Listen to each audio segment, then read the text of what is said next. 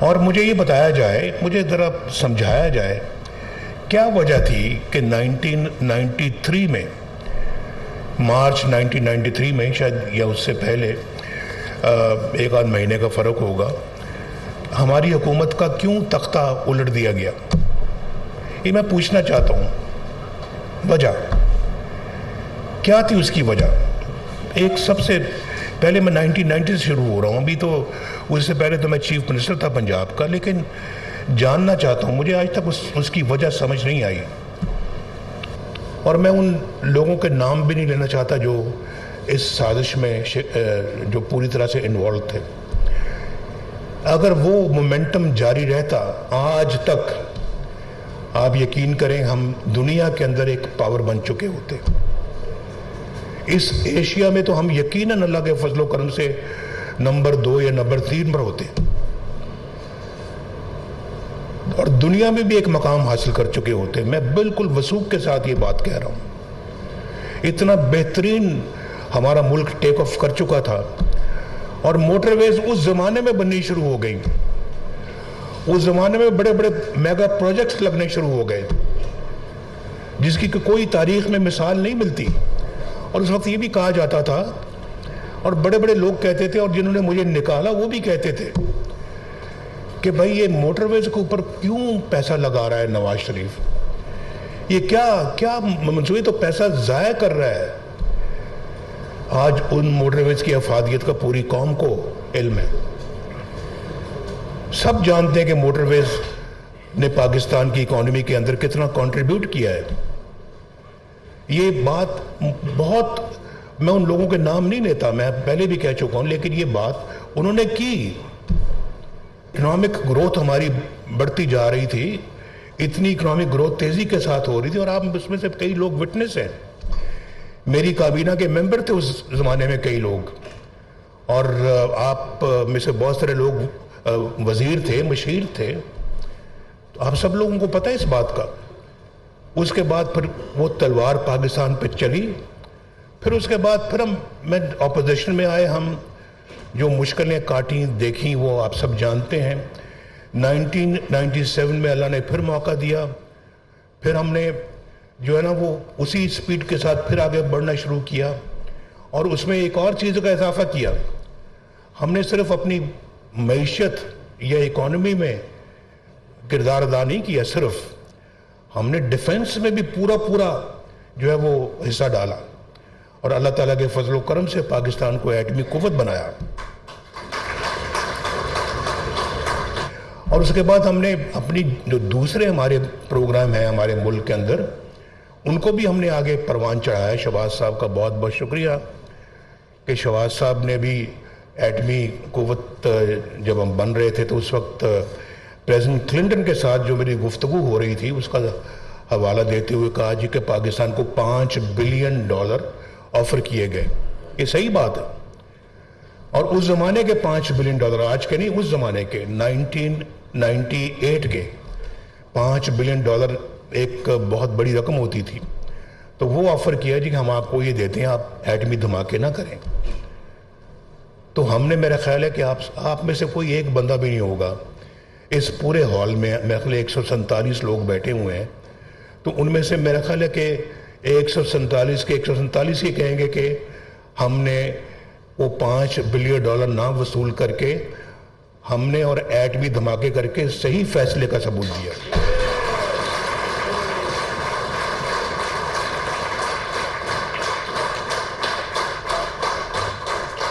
لیکن اس کا نتیجہ کیا نکلا؟ اس کا نتیجہ نکلا کہ پرویز مشرف صاحب نے ملک میں ماشاء اللہ لگا دیا، اور پرائم منسٹر کو ایک ہائی جیکر جو ہے نا وہ بنا دیا۔ میں صبح پرائم منسٹر تھا، رات کو ہائی جیکر تھا، اور اس کے بعد یہ جعلی مقدمے بھگتے۔ آپ جانتے ہیں 27 سال کی سزا مجھے سنائی گئی کراچی کورٹ سے، اور اس سزا کو سزائے موت میں تبدیل کرنے کے لیے ہائی کورٹ کراچی میں میرا مقدمہ جو ہے حکومت نے دائر کیا۔ ایک وہ وزیر اعظم جو پاکستان کو ایٹمی قوت بناتا ہے، جو رشوت نہیں قبول کرتا $5 ارب کی، اور کہتا نہیں ہم اپنی عزت کا سودا نہیں کرتے، ہم ایسی قوم نہیں ہیں جو اپنی غیرت کا سودا کریں. ہم ضرور ایٹمی دھماکے کریں گے, ہم نے کیے. تو اس پرائم منسٹر کو جیلوں میں ڈالا گیا, اس پرائم منسٹر کو سزائے موت دینے کی کوشش کی گئی, اس پرائم منسٹر کو کچھ اور بھی بنا تو 7 سال کے لیے ملک بدر کر دیا. شہباز صاحب کا بہت بہت شکریہ جو کلثوم نواز کا ذکر کیا انہوں نے, اور اس زمانے میں کلثوم نواز کی جدوجہد تو ماشاءاللہ ایک مثالی جدوجہد تھی.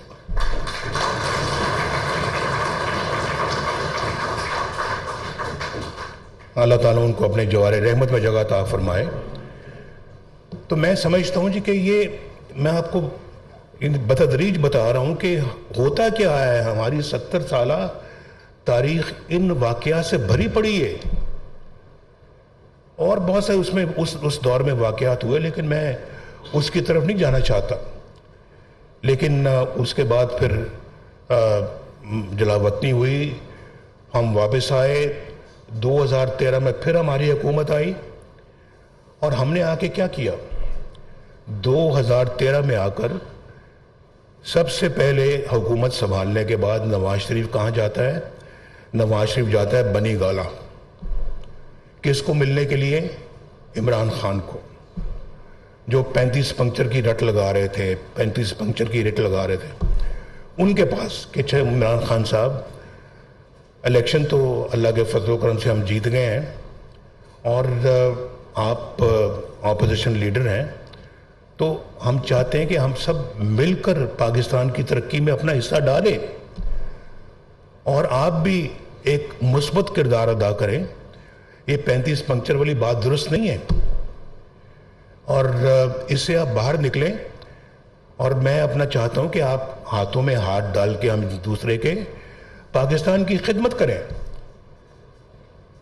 تو میرے سامنے یہ سب لوگ بیٹھے ہوئے تھے وہاں پہ.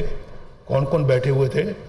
یہ جہانگیر ترین صاحب بھی وہاں بیٹھے ہوئے تھے, اور پھر ان کے سرکردہ لیڈرز بھی وہاں پہ بیٹھے ہوئے تھے. سب عرفان صاحب اپنا ہاتھ ہلا رہے ہیں, اٹھا رہے ہیں, آپ بھی بیٹھے ہوئے تھے. جھگڑا صاحب آپ بھی بیٹھے ہوئے تھے, اور چودھری نثار علی خان صاحب بھی بیٹھے ہوئے تھے. یہ سب لوگ بیٹھے ہوئے تھے. تو میں اپنا ان سے کہا, انہوں نے کہا جی اچھا جی بالکل ہم کریں گے, ہم تیار ہیں. اور اٹھنے لگے تو مجھے انہوں نے کہا جناب ہماری یہ بنی گالہ کی سڑک بنا دیں آپ. وہ میں نے 15 دن میں بنی گالہ کی سڑک بنا دی. میں آپ کو وہ بتا رہا ہوں جو حقائق ہے, سچ کہتا ہوں کیونکہ جھوٹ کی نہیں عادت مجھے. تو میں وہ بنا دی ہم نے. اس کے بعد مجھے نہیں پتہ لگا کہ کیا ہوا. لندن چلے گئے محترم عمران خان صاحب, لندن پھر اپنا چودھری پرویز الہی صاحب بھی پہنچ گئے, لندن میں مولانا طاہر القادری صاحب بھی پہنچ گئے, لندن میں جنرل ظہیر الاسلام صاحب بھی پہنچ گئے.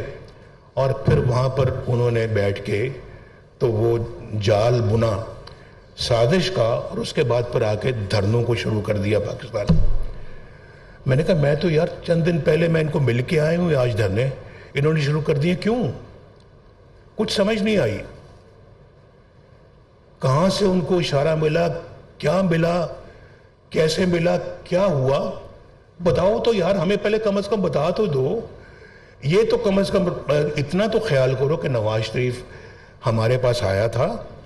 چلے ہمارا کم از کم اور اخلاقی فرض بنتا ہے کہ ہم نواز شریف کو جا کے ملیں اور کہیں کہ آپ آئے تھے, ہمیں یہ اعتراض ہے, ہمیں ان چیزوں کے اوپر جو ہے وہ آپ کے ساتھ اختلاف ہے, ہم دھرنے شروع کرنے لگے.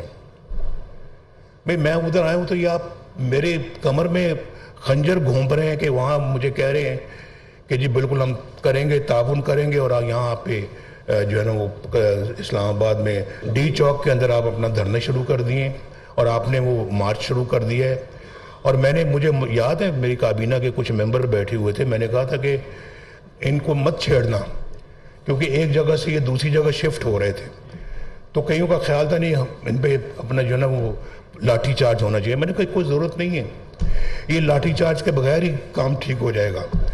تو آپ نے دیکھا کہ وہ لاٹھی چارج کے بغیر کام ٹھیک ہو گیا, کیونکہ اس کے بعد وہ دھرنے کوئی 200 300 400